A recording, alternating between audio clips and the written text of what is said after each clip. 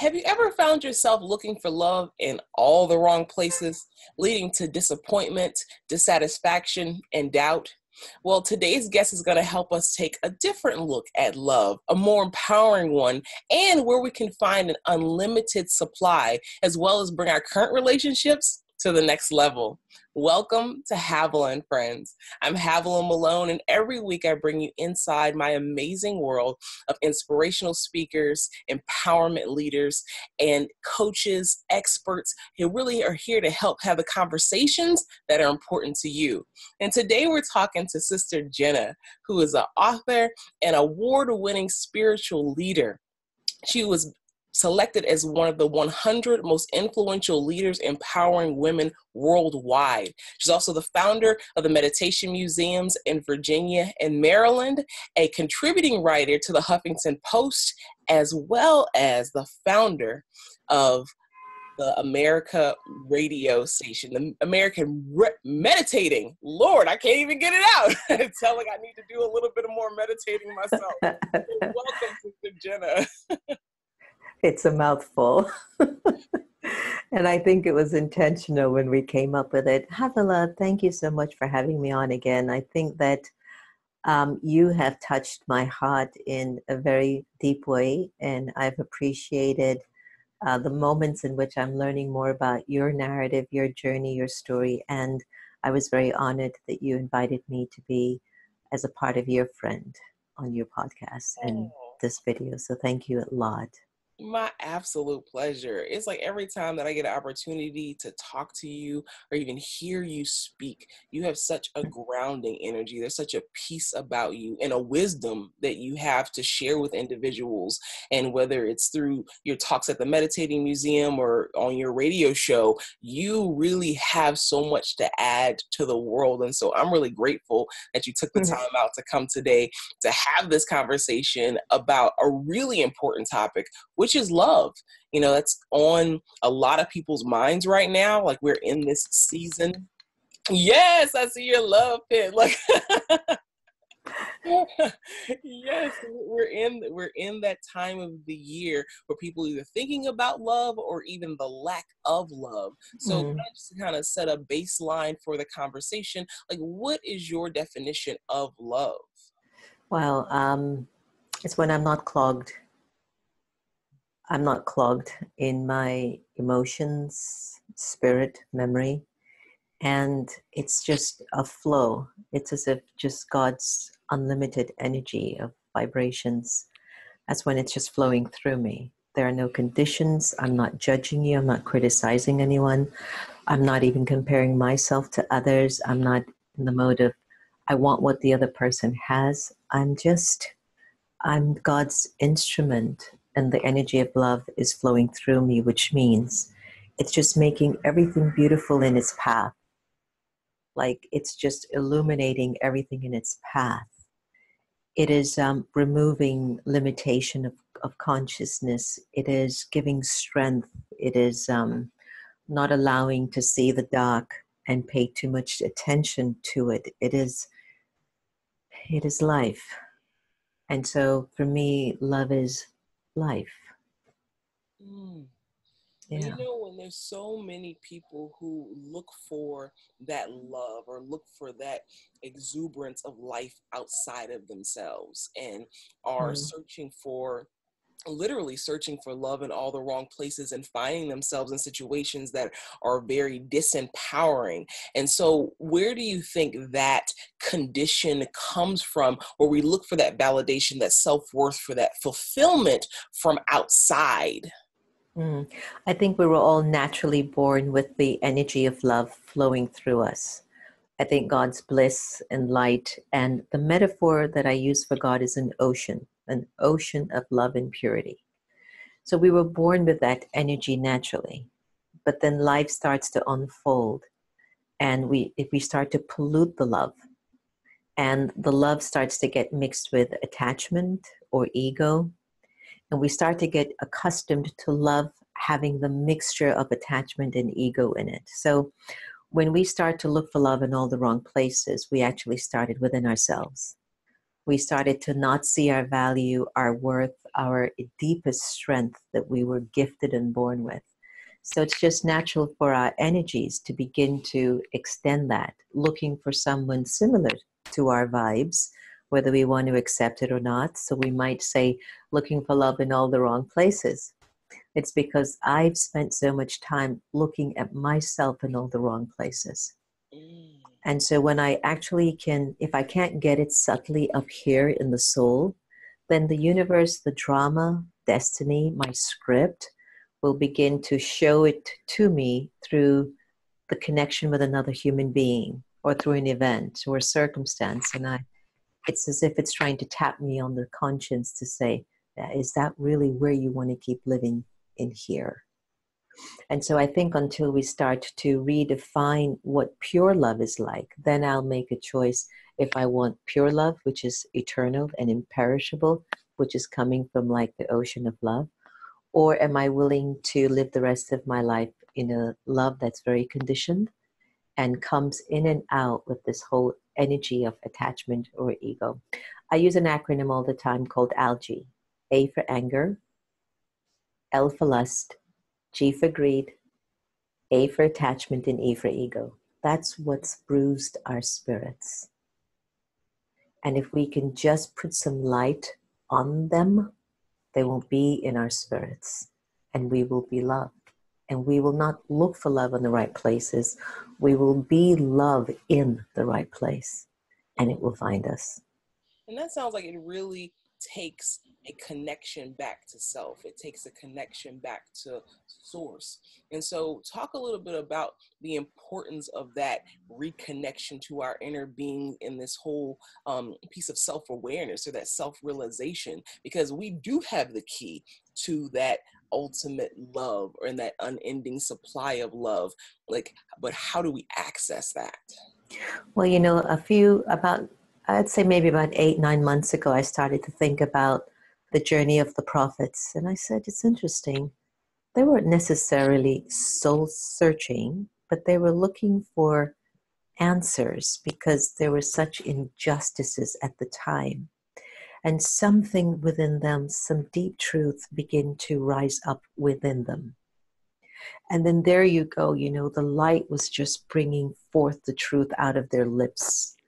And we were being inspired and we were being reminded, yes, it's about empathy, it's about compassion, it's about forgiveness, it's about prayer, it's about silence, it's about generosity.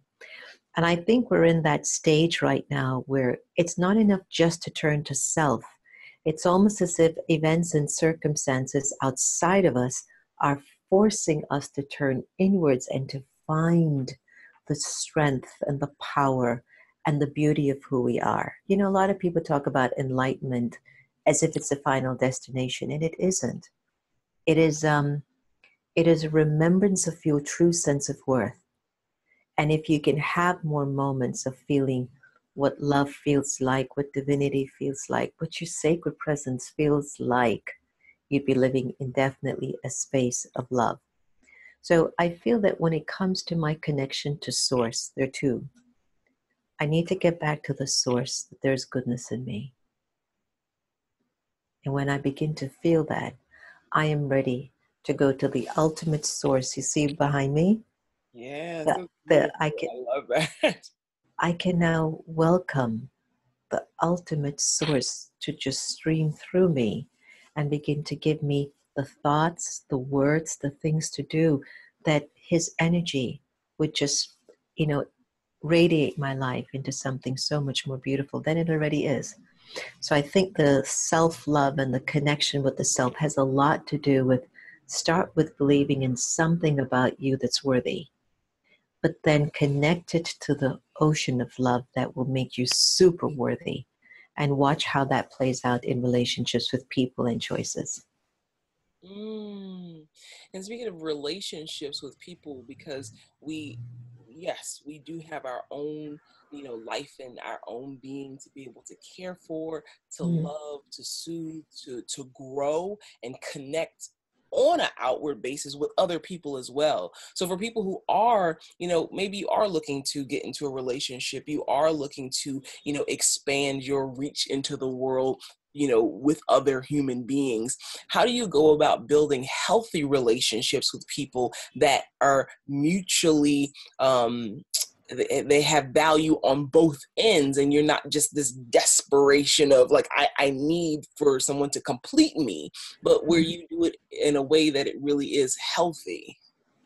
I think it's important that you do some homework on yourself if you are really looking to attract that perfect partner. And I mean this. I think why I've been single for 30 years is that I still have a lot of work to do with myself. Look, me too. Look. Or maybe it's just not happening for me to find somebody who can radiate at that level. And so there's nothing wrong with that. And so if you have a relationship with God, no one can beat that anyway. However, in the meanwhile, if you're seeking relationships with folks, it is so essential for you to be very honest, very sincere, very observant about the way you are carrying your life, which means to check the way you think, the way you speak, the way you dress, the way you eat, the way you keep your environment. Is it of value? And if all of these things are of value to you, just wait. Your princess or your Prince Charming will come knocking at the door, because they're of that level too. There's no way you're the only one in the world that has those values. So if the energy is really in place and it's been uninterrupted for a while, you don't think that that's going to find you? So a lot of times when we complain about, well, it's not happening, I've been such a good person, I always end up with the wrong guy or the wrong girl. Sometimes you end up with certain people just to take care of you for that season. It's not like they're going to be with you for eternity. It's as if you just needed that companionship for a while. But you have to be very sensible. This is not an energy I can see I'll spend the rest of my life with. So you got to be very honest with where you're at too, because there's some relationships that are seasonal, but there's some that are really long-term. And it's only somebody who's really paying attention to themselves that they can discern, oh, I can know what's going on, And the last thing is, we don't need people to complete us. We need honesty with ourselves to complete us. And if we can be very honest with ourselves, we will feel complete at every step of the way, because honesty is a power. Yes, yes, yes, and yes. I always say, I was like, people come into your life for a reason, a season, or a lifetime. And we have to be able to be honest enough with ourselves and with them to be able to recognize what type of person that is. Because maybe you are vibrating at a level that you're attracting people in to teach you a lesson where, okay, this is a shift you need to change into your life. And then you'll continue to attract things that vibrate at the level that you are. And it may not be a forever thing. And so being willing to, as you mentioned earlier, let go of the attachment, because we get so attached and want to hold on so tight to things that no longer serve us anymore. So being able to flow with life is such a beautiful place to be. And you so eloquently, kind of explain that cycle that, we go through. And what advice would you give for people who maybe are in relationships right now, of how to bring those relationships to the next level so that they really are joyous? And of course, everybody goes through trying times, moments in life, but really being able to bring the level of current relationships up. I guess it depends on how long they've been together and what has been the quality of the relationship thus far. But I think if I was going to start to look for genuinity or authenticity, or take in the quality of my relationship with the person to a higher level, it's got to mean that there's something in me that's shifting. And one of the ways to look at that is, if when you look at your partner, you're wishing them to rise. And there is a very sensitive thing. You're wishing them to rise, but not because you see their limits. You're wishing them to rise because you just see their potential, not their limits. That's So when you're powerful. speaking to your partner and you're speaking from that vibrational space, they will feel that. But if you're speaking to them thinking that they're less than, and this is what they should be, you're going to get a lot of conflict, and they're going to throw things back in your face about what you're not doing right. And so it's going to be like you're going to be in denial. The ego is going to come back and forth. You're going to lose your godliness. You're going to lose God working through you as love. It being Valentine's Day weekend, it's like you're going to lose the love that you came into this union with this person. And so you have to be very clear that if you're rising and shifting, it's just a very natural energy in you that's just going to bring your partner up. Now, if you find that a lot has happened between both of you and it's really not easy to begin the conversation, I would wait a little bit before I begin to say anything to my partner. And I would begin to experiment if I am authentic in my rise. That means when they do something different than me and I would get agitated, I would observe, I'm not so agitated as I used to be. Check. And it goes on and goes on, and let it go on for a few months, 5, 6 months, and you start to see, I really am changing. And then that's when you wait for the right moment, a lovely time when all the kids are in bed, or it's just one of those quiet nights when you're both sitting in the living room or having a great dinner, or you're out, that you can begin to create this environment or atmosphere of just having a wholesome, honest dialogue about things that are happening with you, not complaints, just things that are happening with you. And be very curious to give them the safety to ask them, how are they at a deeper level? What are they going through? And begin to ask them really deep questions, honest, deep questions, things like, so have you ever been, scared about us not making it? Questions that that the answer is not going to be a problem or a solution. It's just going to be what it is. And it's all a part of the growing process. I hope that made sense. Yes. And matter of fact, there's something that you said that so bears like repeating, because it was just like, whoa, that you would look at a person and want them to grow or want them to continue to rise, not from a place of looking at their deficiencies, but from a place of looking at their potential. Yeah. That is a different view of the world. That's a different view of people. You get to start looking and seeing their divinity, from that perspective. And who wouldn't want to continue to grow and make the needed shifts and changes when you're saying, hey, I see the potential in you. I see the greatness that you have. Like, I see you there already, but not from a, God, why don't you change? Like, why don't you fix that?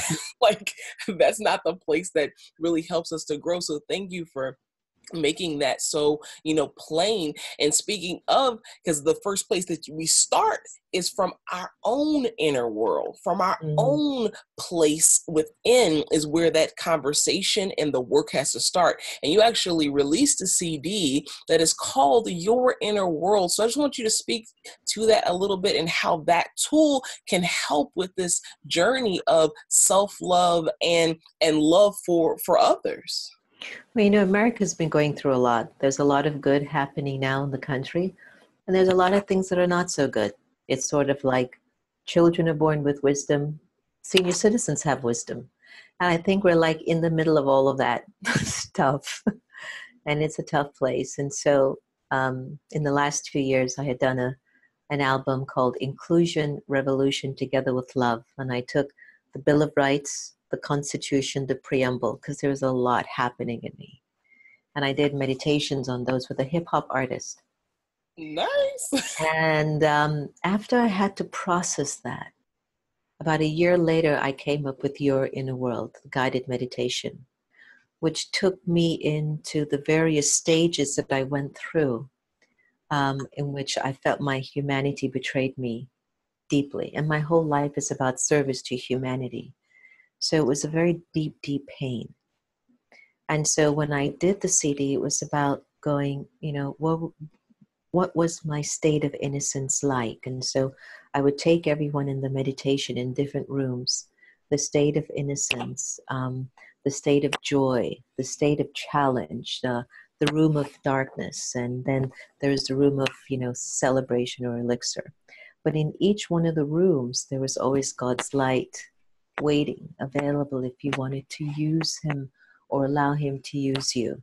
So that whole album now is just about our journey. It's a full one.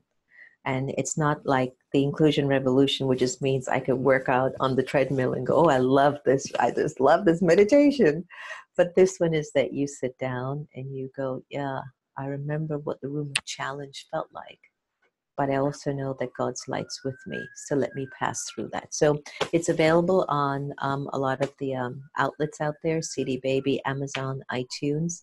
And if folks go to americameditating.org, you can put your order there if you'd like. And if anything, if you need a free copy, just let me know. We'll be happy to send you two. It doesn't matter. All funds go to the charity work that we do, and we love to give more than we take. You're doing such amazing work in the community and in the world. And speaking of, you're part of a global women's spiritual movement with the Brahma Kumaris. And so I just want you to talk a little bit about that and some of the effect that you are having on, people around the world. It was a thought. My Brahma Baba, my great-great-grandfather, I call him that, my spiritual great-great-grandfather. And he had a download of God's light. And a few years later, he got that deep feeling it's not his job to transform the world. It'll be the role of women. So he positioned 8 women to run the organization of the Brahma Kumaris, uneducated, had never left Pakistan before the separation of Pakistan and India. And here we are 84 years later, 9,000 branches of meditation spaces in 120 countries. And we're 1 million plus volunteers. Last year alone here at the Meditation Museum, we organized and sponsored 323 events in both museums. So when people say all you do is sit there and meditate, we just smile. I go, yes.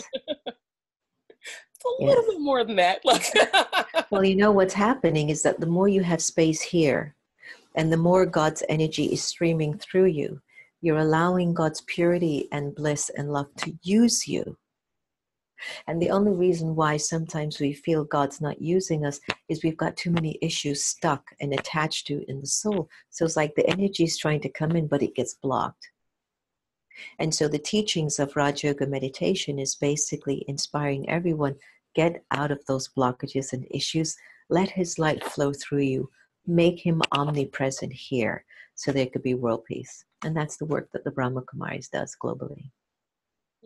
Thank you so much, Sister Jenna, for the amazing work that you're doing in the community, as well as you taking the time out to come and share some of your jewels of wisdom with us today. And I definitely want people to be able to stay connected to you and to be able to support the work that you're doing and possibly get CDs and listen to your radio show. I mean, you're doing so much out there that's really about helping to raise that vibration and helping to get people back connected to who they really are so they can do their best work. So please tell everyone how they can get in contact with you or follow you. Well, there are 2 entities, either at the meditationmuseum.org, which is if you're in the nation's capital, you can always come by and visit us. And then I have the podcast, America Meditating Radio, where we do a lot of charitable work through the radio station, and that's americameditating.org. But can I say to you, I've done hundreds of thousands of conversations, interviews, whatever it is. It's what's most important in our lives right now is that we have to live as if this is our last moment. And what I mean by saying that is if I were to leave my body right now, how would I want to leave it? And I really want to leave it with love, empathy, compassion, purity, kindness, and peace. And if I was able to do that as a doctor, as a writer, as a dancer, as a CEO, as a president of a country, then I fulfilled my purpose, especially my higher purpose. And I think if God was a human being physically in one person's body right now, that's all he or she would ask from us. The good thing is that God belongs to all of us and is in the hearts of all of us. And if we could just listen and begin to live our lives as if it's our last moment or our first, then I think we could bring a lot more love and kindness to humanity. Let's make love a political statement. Let's make love a policy. Let's make love a law. That if anyone is loveless to another person, there should be consequences. I don't mean harsh ones either. I mean like no chocolate cake for you. No chocolate cake. You all know why I love and honor this woman. And she's absolutely amazing. And when we share our stories, then we get to learn, to live, and love a little bit more. And I want you to be proof of what's possible. I'm Havilah Malone, and this is Havilah and Friends. And we thank you so much for joining us today and can't wait to see you next week.